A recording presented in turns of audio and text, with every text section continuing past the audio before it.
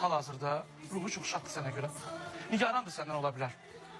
Amma Bilirəm. o qadındır da, o sənə ən gözəl. Sən mən bir söz demişdim daha müsahibində. Dedin onun saçlarını darayırdım. Və onun saçları töküləndə onu bildirmirdim ki, saçım tökülür.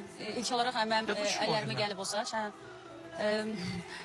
Mən əslində istəmirəm belə, yenə deyirəm, mənim atam izləyirdi, mən əslində ki, öyrənmək də istəmirəm, çünki ilk olarak o anları özüm mən yaşamışam. İlk dəfə saçlarım darayanda mənim əlimdə töküldü saçlar.